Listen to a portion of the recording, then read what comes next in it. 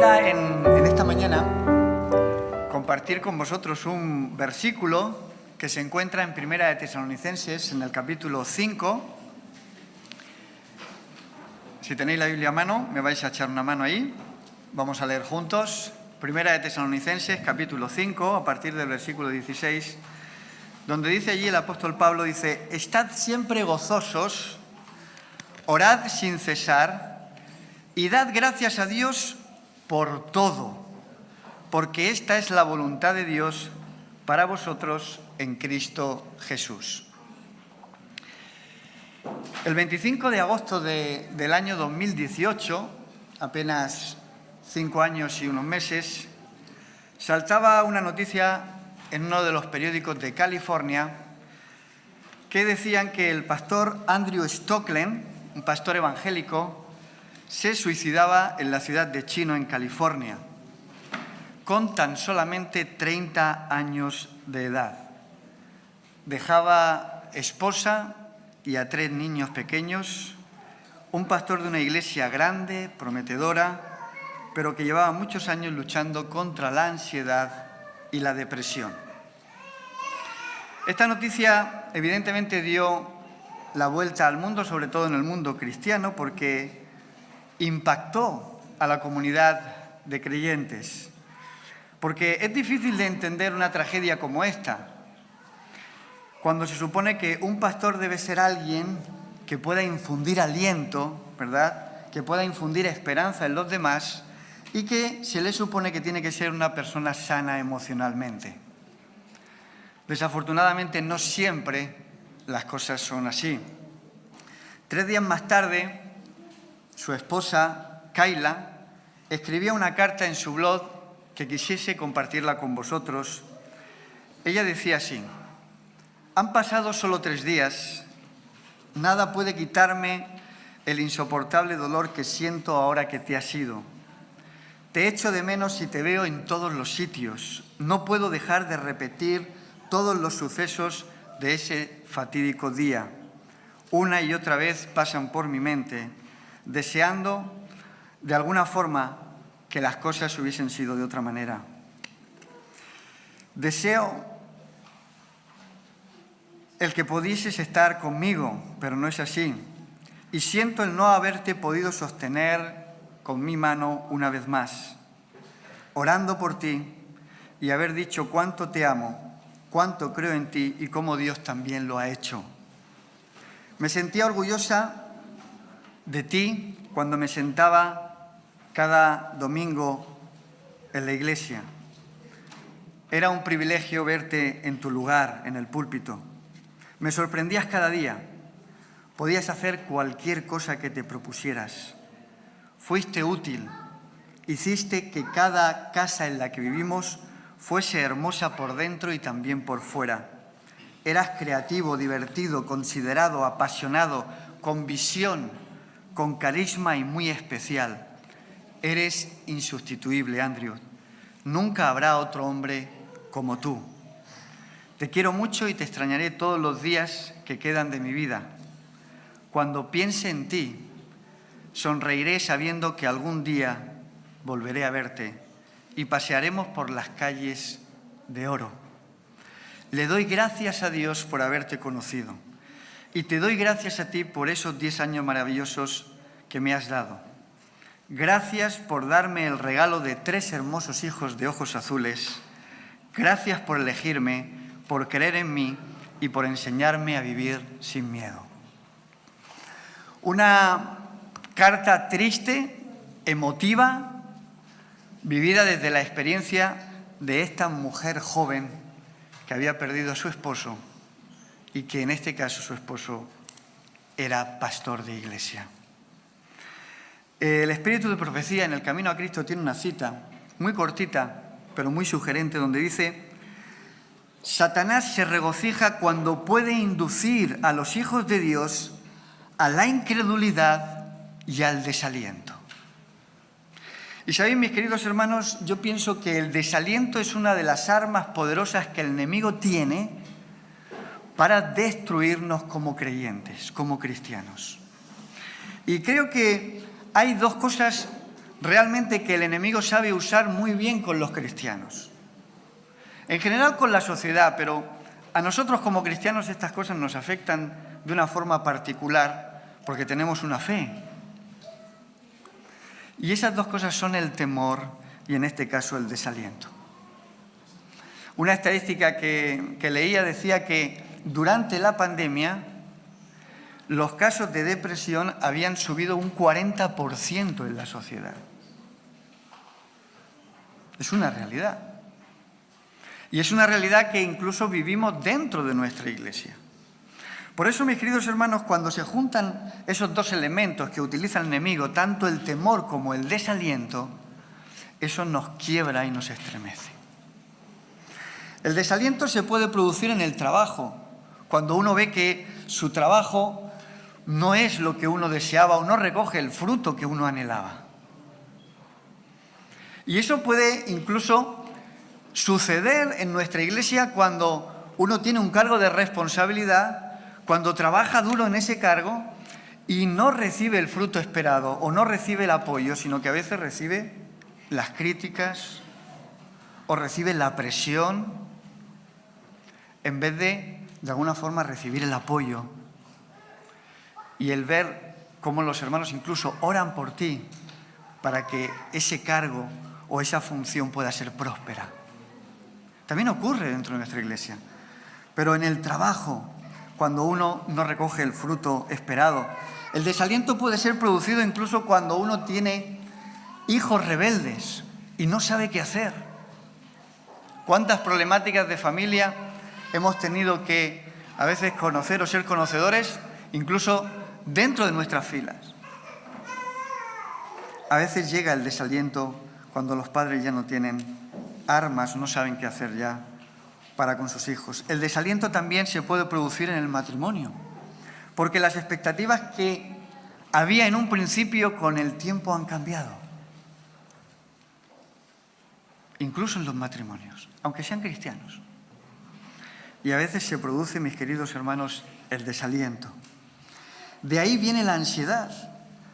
Y si uno no le pone freno y pone medidas, se puede volver el desánimo de una forma crónica y se puede llegar a perder la esperanza. ¿Sabéis? Podemos venir a la iglesia por un buen hábito, pero venir desanimados, venir desalentados o venir sin esperanza. Eso puede ocurrir. Por lo tanto, tenemos que entender de que efectivamente esa es una de las armas del enemigo que el enemigo trata de infundirnos para rompernos, para dividirnos e incluso para matarnos, como en el caso del pastor Stoken. Ahora, hay dos formas erróneas, podemos decir, de combatir el desaliento. Una de ellas es negándolo, pensando que todo está bien, que no hay problemas y no ponerle solución. Esa es una forma errónea. La otra forma es darse por vencido y finalmente perder las esperanzas y seguir luchando. Y ahora, ante esta situación, ¿qué podemos hacer nosotros?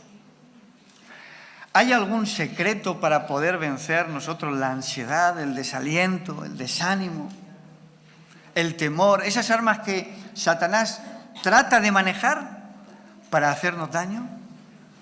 Bueno, yo creo que hay una que la conocemos muy bien, la segunda no lo sé, pero hay una que la conocemos muy bien y creo que lo primero que tenemos que hacer ante esas situaciones es ir a Jesús, ¿sí o no? Ir delante de la presencia de Dios.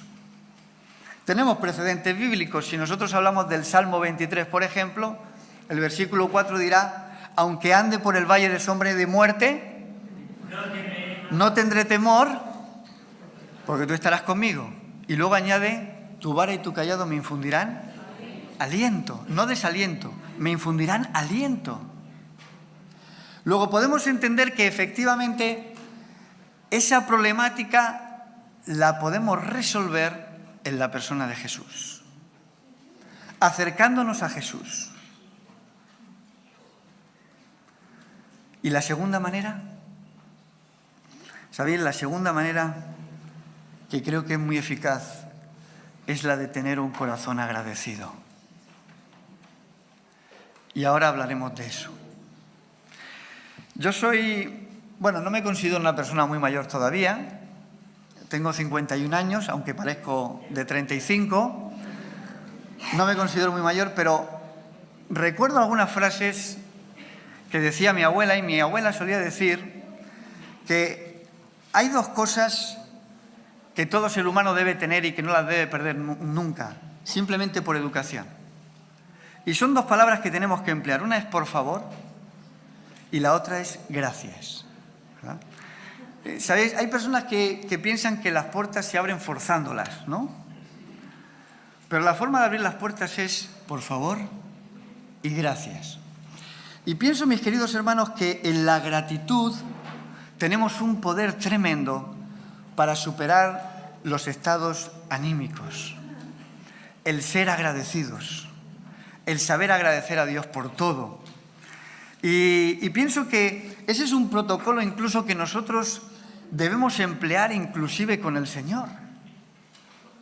El poder pedirle a Dios o hablar con Dios y decirle, por favor, Señor, o el decirle al Señor, Señor, gracias. Fijaros que el texto que hemos leído del apóstol Pablo dice, dad gracias a Dios por todo. Y uno dice, ¿pero por todo? Se puede preguntar, ¿verdad? ¿Pero por todo? Bueno, el texto bíblico está ahí. Si acaso lo discutimos en la Tierra Nueva cuando llegamos al apóstol Pablo, decimos, oye, ¿pero por todo? Bueno, por todo, ¿eh? Fijaros que en el Salmo de David, en el Salmo 100, capítulo 4, en el Salmo 100, 4 y 5, versículos 4 y 5, David dirá lo siguiente, dice, entrad por sus puertas con acción de gracias, por sus atrios con alabanzas. Dadle gracias a Dios y alabad su nombre. Luego podemos decir, mis queridos hermanos, que una forma correcta de venir a la iglesia, como dice aquí el salmista, es agradeciendo a Dios. Dad gracias a Dios, ¿verdad? En su santuario, cuando estés en las puertas de la iglesia. ¿Y por qué? Porque el Eterno es bueno y su amor es para siempre, su fidelidad por todas las generaciones. Pienso, mis queridos hermanos, que evidentemente una de las formas que nosotros tenemos de enfrentar, en este caso la ansiedad, la apatía, el desánimo, es ir a Jesús. Él es el que nos puede ayudar. Pero la segunda fórmula es que podamos tener un corazón agradecido. Cuando uno tiene un espíritu de gratitud, aún en medio de las dificultades, podemos encontrar las bendiciones de Dios para nuestra vida. Podemos ver que efectivamente la situación está en manos de Dios y está bajo control. Saber dar gracias a Dios en todo momento puede generar en nosotros esperanza. Y esto parece algo muy simple, pero ¿sabéis? A veces en las cosas simples, en las cosas sencillas, es donde nosotros encontramos las soluciones. Y el aprender, mis queridos hermanos, a agradecer es algo tremendamente importante para nuestros estados anímicos. Es muy importante. Bueno, pero uno puede estar sirviendo o trabajando en un lugar que a lo mejor pues no le gusta. A veces uno tiene que trabajar porque no tiene más remedio, necesita trabajar en algo y ahí tiene que ocupar su lugar, ¿verdad? Porque necesita el sustento para sí, para su familia, ¿no?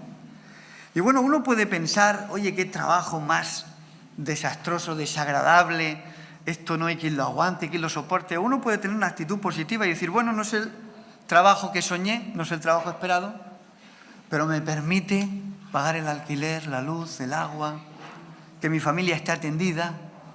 Y bueno, no es lo que yo esperaba, pero Señor, te doy gracias. Y ahí cambia nuestra manera de ver, cambia nuestra actitud. Simplemente por el hecho de agradecer. ¿Sabéis? Hay una diferencia entre la gratitud y los derechos.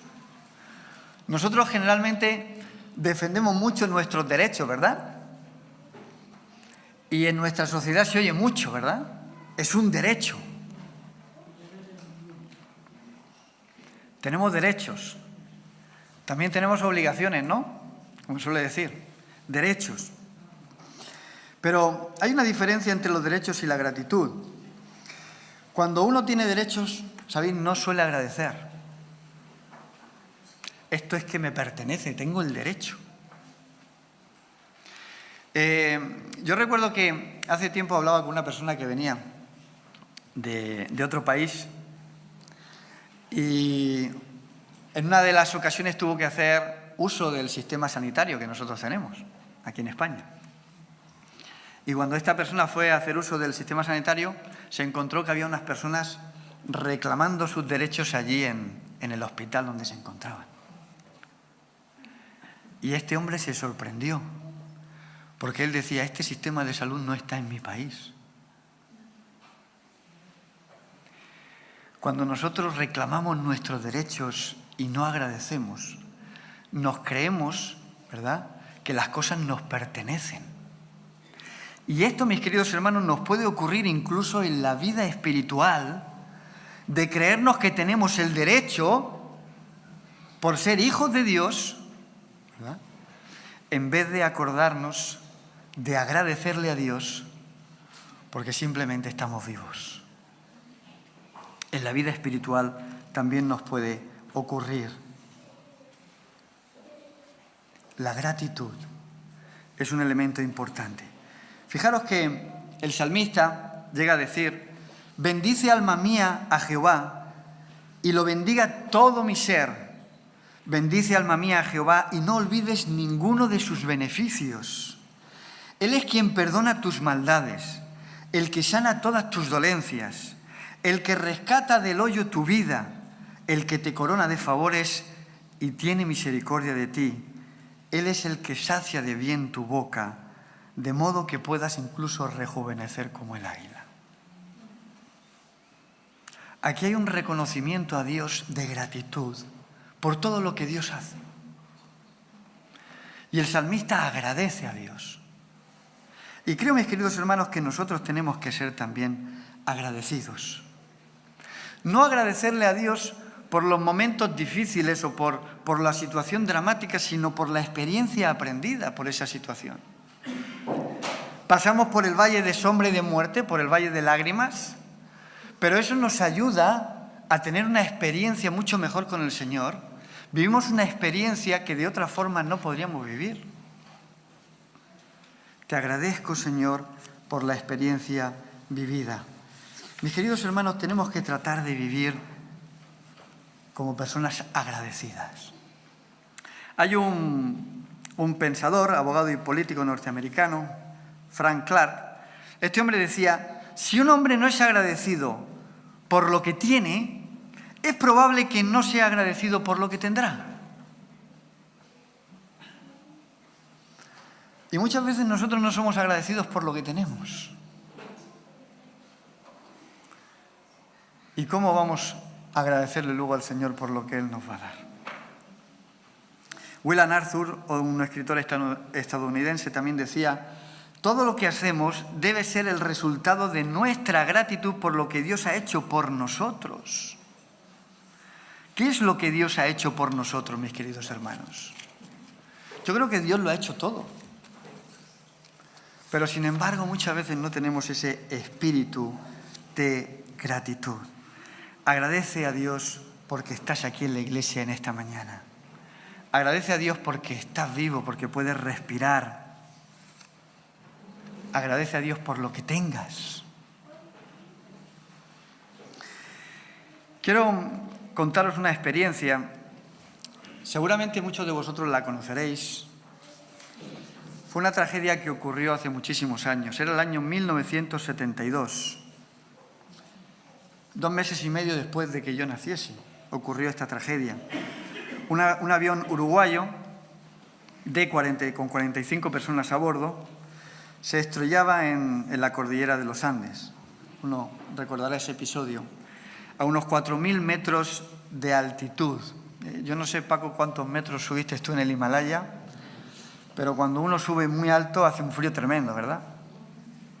La presión incluso atmosférica, ¿verdad?, cuesta incluso hasta respirar. Bueno, pues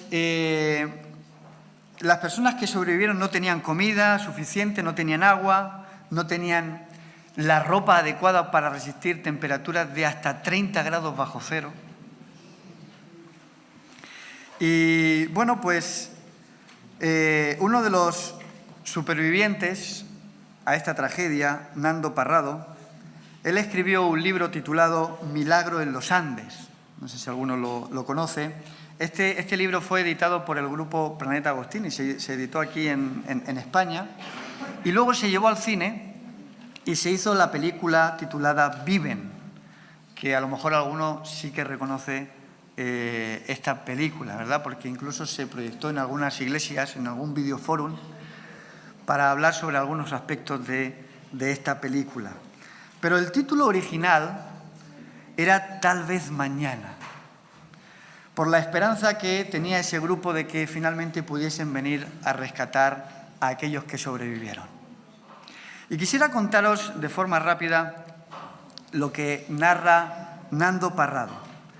Él dice lo siguiente, dice: 12 personas murieron en el mismo impacto del accidente.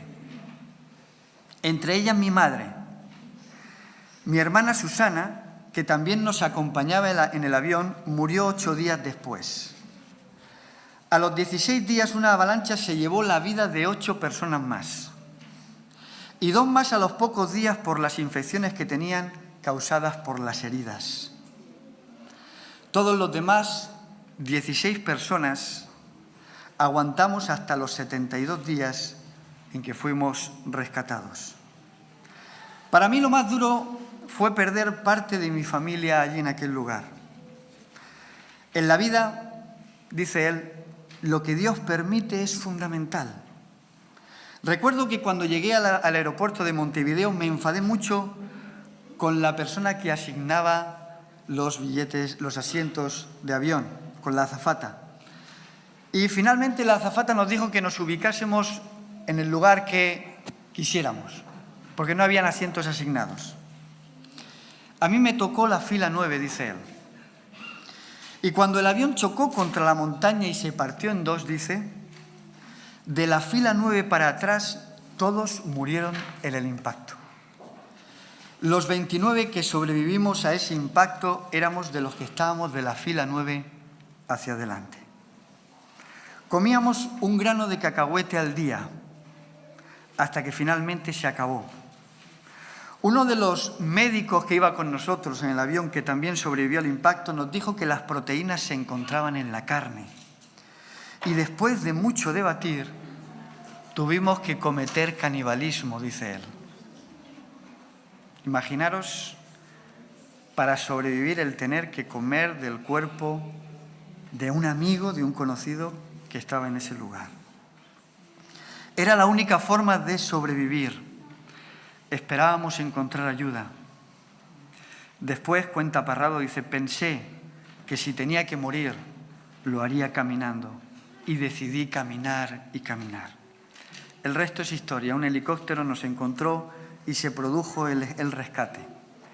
Pero lo más duro fue no sobrevivir, sino el regresar a casa y darme cuenta de que mi madre y mi hermana se habían quedado sepultadas allí en la montaña. Estaba mi padre en casa y mi padre me dijo, hijo, tienes una segunda oportunidad para vivir. Vive intensamente. Ama a tu esposa, ama a tus hijos, ama la vida y ama a Dios.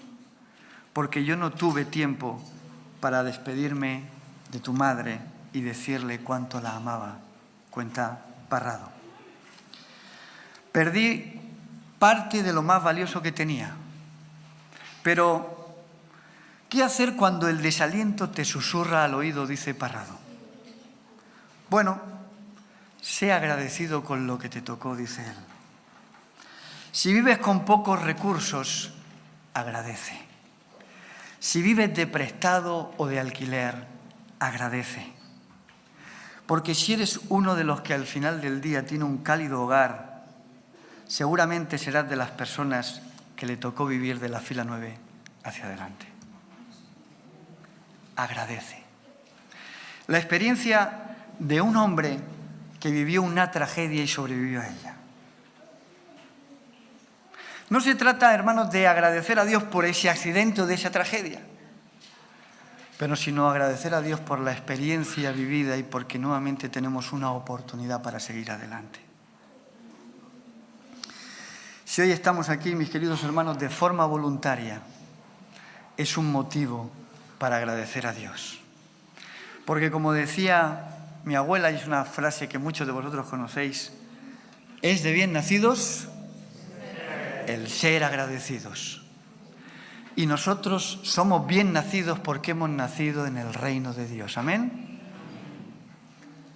Somos ciudadanos del reino de Dios. Hemos nacido en el reino de Dios. Y por lo tanto tenemos que estar agradecidos a Dios, como dice Pablo, por todo. No entendemos muchas cosas.